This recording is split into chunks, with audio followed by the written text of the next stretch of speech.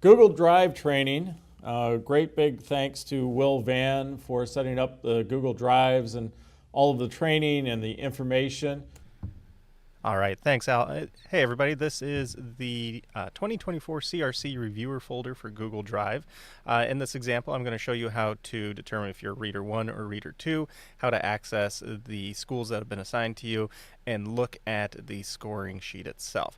Now, if you were a reader last year, this is the exact same process, but I do encourage you to continue watching this part of the video just as a refresher. So you can see when you're given access to be a reviewer, you're going to have access to the full folder. You can find the example documents here in case you wanted to see a master copy. Maybe something happened to the original copy for the EBA reader or the early childhood reader or the partner agency form. You can access that there, as well as this section of the video. Back here, if we just go back in the file, you can see that in the example here, I've listed myself and Dr. Freeman. So Will Van and Alan Freeman would be readers in this example. To determine who's Reader 1 and Reader 2, it's just which placement they are. So in this case, Will Van is Reader 1, Alan Freeman is Reader 2.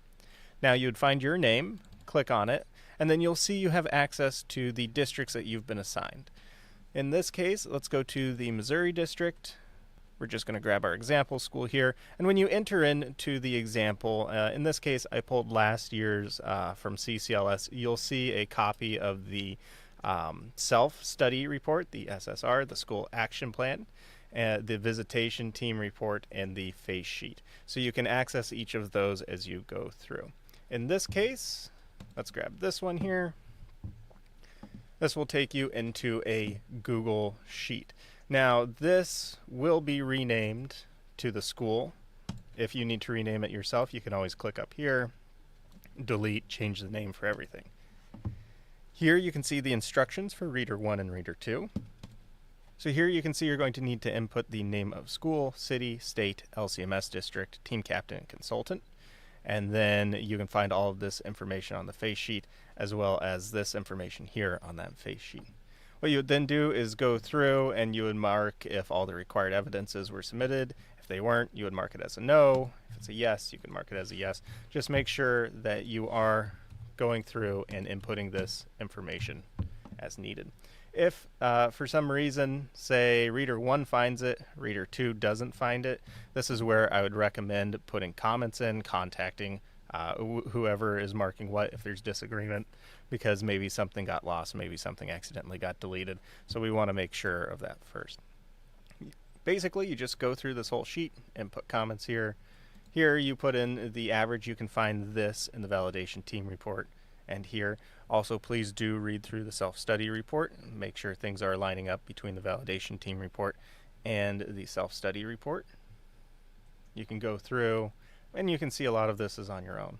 If there is a concern, mark yes, type out what the concern is, all that good stuff. And then here, this is the important part, Reader 1 and Reader 2. If it's a school in good standing, just mark as X. If not, mark it as a provisional accreditation. Down here, you can also see all we're requiring in this case is an electronic signature. So name of reviewer, so just type it out, date the review was completed, just your electronic signature. In this case, it'd just be as simple as just typing your name like that. That's all we're looking for. We're looking for that input, as Google does a good job of cataloging who has accessed the document and when, and then also adding cell phone number and email address.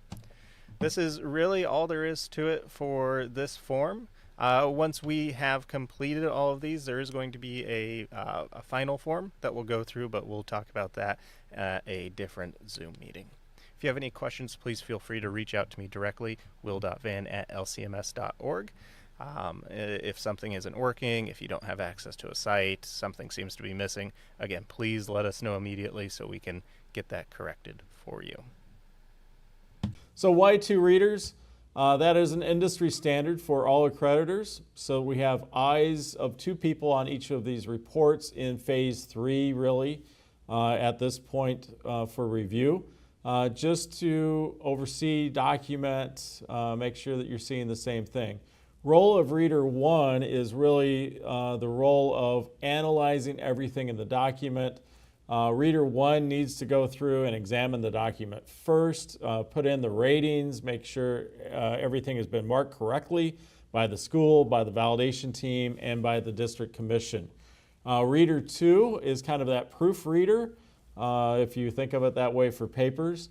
Having that final look, final examination, making sure that Reader 1 has caught what needs to be done on each of the reports, that everything is truly in order and right. And if there are discrepancies, Reader 2 communicates with Reader 1 and vice versa to work those items out. And if needed, if there's still a discrepancy or a question, don't wait for the Zoom sessions. Give us a call, email us, and we're happy to go in and take a look at any discrepancy or question or help in any other way so that we can get the work accomplished diligently and accurately. Working together as a pair is really very important in this concept because you will be analyzing the work. Reader 2 analyzes the work of Reader 1. Reader 1 analyzes the school, the validation team, and the commission. So it's very important to work well and diligently as a pair of reviewers. So reviewer documents, again, the NLSA EBA review. You take a look at the form, primary reader and secondary reader roles and what that looks like. Again, primary reader 1, secondary reader 2.